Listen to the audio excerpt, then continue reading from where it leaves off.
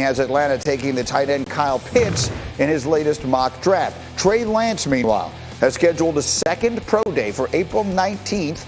He held his first in front of 30 NFL teams back on March 12th. Lance not the only quarterback prospect holding a second pro day. Justin Fields will work out for NFL teams during Ohio State's second pro day this Wednesday. Meanwhile, here's our Adam Schefter on the 49ers' plans at number 3. I think they have an open mind right now. I think that they go into this looking at the 3 quarterbacks that'll be there. They're obviously going to go watch Justin Fields work out again. I think they have a high opinion of Trey Lance, and I think they have a high opinion of Mac Jones. So I think they like all 3. Now, if you're asking me today, who I would guess Mac Jones today. But we're also 3 weeks away from the draft. So that is the insight from Adam Schefter, and this is the crew we have ready to talk with us this morning. And Diana, I will come directly to you because we've been going back and forth. We've been doing this dance with San Francisco at number 3, basically from the moment they made that huge trade to go up there and get the 3rd pick. What is your understanding of the very latest as far as who they're looking at the quarterback spot at number 3? Yeah, we know Schefter does not mess around when it comes with information, and he is right. We're still 3 weeks out, but at this point, when a head coach and a GM find a quarterback they like, they love, you have to figure they're going to be committed. They're going to do all their homework on all these guys. But when you take a look at Mac Jones, and when I talk to people in San Francisco that have been in these meetings talking about these quarterbacks, they point to all the reasons why Mac Jones fits perfectly in a Kyle Shanahan offense. We know he loves to run play action. That's really where this offense takes off. And this is where Mac Jones really flourishes, his understanding of the game. And Greeny, I'm going to say it on this air every single time we talk about Mac Jones. When I hear about this player from not just people in San Francisco, from people all around the league, they always point to Mac Jones' intelligence, his ability to understand the offense, be able to read defenses, and this is something that Kyle Shanahan can build on. Okay, I get it, and all of that makes sense. But Marcus, I'm coming to you. To trade all that they traded to move up to the 3rd pick in the draft to take a quarterback like Mac Jones, I hate to even phrase it this way because here's a young man just doing the best he can and trying to have an outstanding career, but is he good enough to be worth what they've given up to get there? Not based on what I've seen, G. And listen, I talked about Mac Jones going to the New England Patriots. I thought that would be a great fit for him. So it's not like Mac Jones is out of the 1st round of the NFL draft. But 3, and I'm going to keep saying it until the draft comes. The 3rd pick of the draft is supposed to change your organization, or that's supposed to be the idea. You are not supposed to be looking for the same guys. You ain't supposed to be looking for Kirk Cousins or Matt Ryan at 3. That ain't got you over the hump. You ain't supposed to be looking for Jimmy Garoppolo at 3. That hasn't got you over the hump either. Now, if you are telling me, if San Francisco and any other franchise is telling me that they feel like Mac Jones is marketably better than Jimmy Garoppolo, or you're drafting him because you feel like Jimmy is hurt and not available enough, then okay, you kind of want to be the same football team and take the same chances. That's how I look at this. I'm not changing that view as long as we get to this draft. And it does, Jeff. I think it is relevant here that they're not picking 3rd because that's where they wound up. They traded 3 first-round picks to get there in the first place. I think, Jeff, that does have to be factored into this somewhere, too.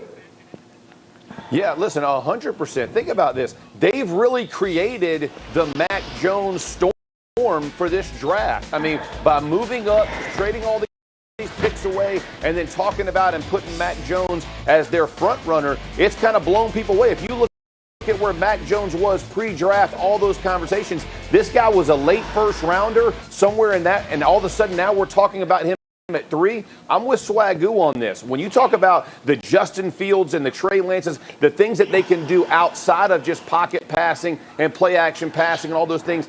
And listen, I understand the fit for Shanahan. I get that. But at the end of the day, Shanahan has made every quarterback he has extremely good. So why would you trade all that away to go get a guy you could have gotten later on or traded less to get him? It just doesn't make sense to me to do what they've done and then go get a Mac Jones. And again, I'm with Swagger. This isn't an indictment on Mac Jones. This was you pushed him up in there, and now you're paying a premium for what you've done. Go ahead, Diana. I'm against everything you guys are saying here, both of you, with all due respect. I look at it this way. Kyle Shanahan, going back to his days in Washington with Robert Griffin III and Kirk Cousins, and then he had so much success with Matt Ryan. You're right, he has had success with quarterbacks, but I look at him as a maestro. And he just needs to find the instrument that he can play the music he wants to play. And this is the instrument he seems to be wanting to play. And it makes sense. Why not find the quarterback that fits what you're trying to do to have success? This makes so much sense. All right, but he ain't won no Grammy. Diana. He hasn't won a Grammy. Let me get Matt in. I'm sorry, but I haven't had Matt come in the whole day. Matt, for those who've not seen it, give us the evaluation. Give us the scouts' unbiased evaluation of Mac Jones as a prospect, and where does he rank on your overall board of the players in this draft? Yeah, he is a good prospect, and I think that's where we all struggle with this a little bit, because there are things that you like. He is very accurate. He's very smart. His processing speed, his ability to get from his first read to his second read to his third read, that is very developed. And as only a 17-game starter at Alabama, it is impressive how far along he is as a mental student of the game. But there are physical limitations. He has the weakest arm of the top quarterbacks in this draft. He is the least mobile of the top quarterbacks in this draft. So, Greeny, he's ranked number 27 overall on my big board, on my rankings list. I think that's where the hard part is a player ranked 27 will be drafted third. And I think to go full circle here, I'm never going to go against Adam Schefter's opinion or information. But if you traded 2 future first-round picks and a third-round pick and you don't know who you're drafting, that's irresponsible. Why would you trade and not know who you're taking? I don't understand the logic here at all. So I love Schefter, and he's always right. But you don't trade without knowing. I don't think it's – yeah, Matt, I don't think it's I'm with you on that. You have to realize, too, teams don't – you know this. Teams don't want the information out.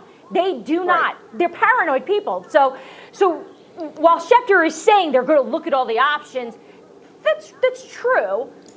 But the San Francisco 49ers know who they're taking. They know who they're going after. They don't make that move. It's just we're 3 weeks out. So much has happened over the years. We've seen major shifts and changes. But I think for right now, it's safe to say this is the quarterback that they're targeting. Marcus, so let me then get all the way back to you and Jeff over here with the angry wing of our show this morning so far. And it's just simply this. If you had called up Minnesota and said, we'll trade you 2 1s and a 3 for Kirk Cousins, how fast would they have made that trade? You know what I'm saying? Like, you don't need to give up that much to get this player. That, I think, is what we're saying here, Marcus. Oh, man. I'm in the damn twilight zone. I'm telling y'all, like, this is against everything any of us on this panel has ever watched. Like, if San Francisco, listen, if Mac Jones go third, kudos to him. Get your money, man. I hope it's the greatest situation, because I want people to not think that we don't think Mac Jones can play quarterback. We do. But our experience in looking at the NFL draft, when you trade away picks to go up and take a player, something about him has to be generational. It needs to be a trait that we can identify to say, ooh, that guy got something somebody else doesn't have in this draft. Kyle Pitts has a lot of people don't have in this draft. A lot of Jamar Chase, Devontae Smith. If teams were doing that in need of those positions, we wouldn't scratch our head. We'll say, yeah, that looks like a generational talent. Mac Jones? Like, for all of that, and you already have Jimmy Garoppolo, by the way. All right, we're just getting rolling. As you can see, there's a lot to be said today. We're 2.5 weeks